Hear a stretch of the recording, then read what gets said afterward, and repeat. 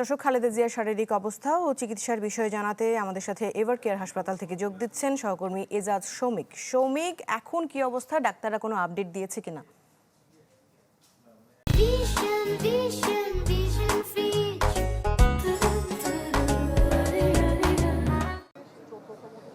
ডাক্তাররা নতুন কোনো আপডেট দেননি এবং আজকে রাতে মেডিকেল বোর্ড পুনরায় একটা বৈঠক করবেন, বোর্ড মিটিং বসবেন এবং আমরা ধারণা করছি যে লাঞ্চের পরে অর্থাৎ দুপুরের পরে খালেদা জিয়ার পুত্রবধূ জোবাইদা রহমান তিনি হাসপাতালে আসবেন। আসার পরে তিনি ডক্টরদের সঙ্গে বসবেন আলাদাভাবে। বরাবরের মতোই তিনি এর আগেও 2 দফায় এসে ডক্টরদের সঙ্গে বোর্ড মিটিংয়ে ছিলেন এবং বসেছেন এবং তার শারীরিক খোঁজখবর সহ আনুষঙ্গিক বিষয়গুলো নিয়ে খোঁজখবর নিয়েছেন এবং সেই অনুযায়ী কিছু ইনস্ট্রাকশন বা নির্দেশনাও দিয়েছেন। এবং মেডিকেল বোর্ড আজকে বসে যে সিদ্ধান্তটি নেবে, মূলত তাকে আসলে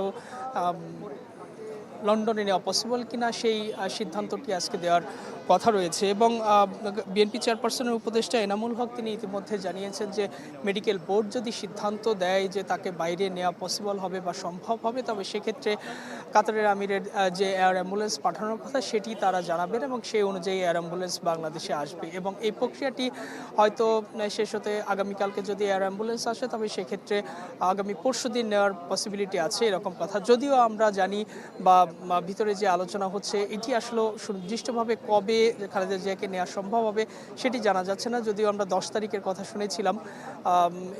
এক ধরনের ধোঁয়াশাপূর্ণ অবস্থা রয়েছে বলা যায়। সব সিদ্ধান্ত আসলে আজকে রাতের বোর্ড মিটিংয়ের মধ্য দিয়েই আসবে বলে ধারণা করা হচ্ছে। আপনাকে পরবর্তী আপডেটের জন্য আমরা ফিরবো আবার আপনার কাছে।